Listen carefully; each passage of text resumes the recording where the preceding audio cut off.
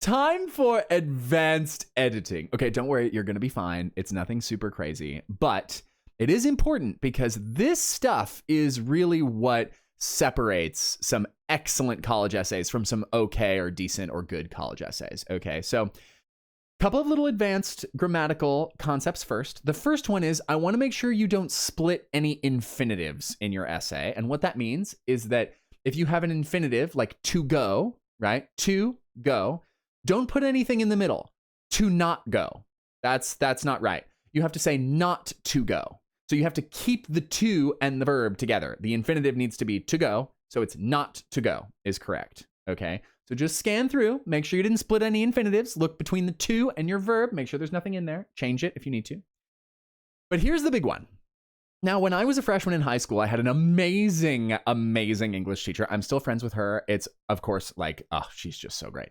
And she hammered my essays on this thing. And she called them the executioner's block words. Oof, so tough.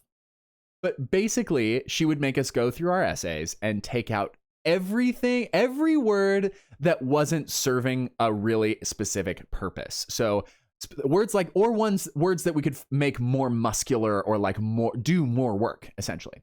So, for example, we were not allowed to use the word things, stuff, just, unless you're saying like just as in justice, like that's different. But you can't say like that was just a part of my life. Like we would take that just out. Okay.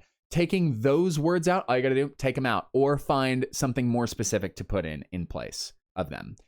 We also had to eliminate as many forms of to be as possible.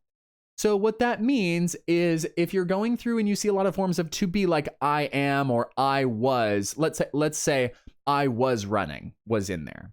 You can replace that with I raced. So I was running to the store. I raced to the store. Raced is a stronger verb than like running or was running. So we take out all that passivity, right? You want to take out all of this like passive voice. So instead of the book was written by him, that's passive. You say, he wrote the book, and that serves two purposes. It makes the essay shorter because we really need to utilize our word space properly, right? And make sure that every word counts. And it takes out these kind of like long, rambly sentences.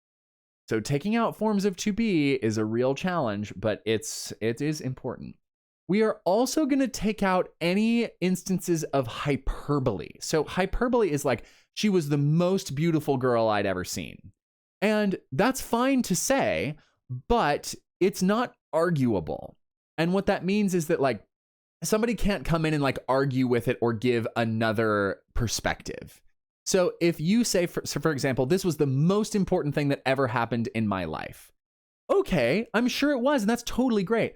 But we want to change that to something more interesting and colorful, like this event shaped who I am as a person.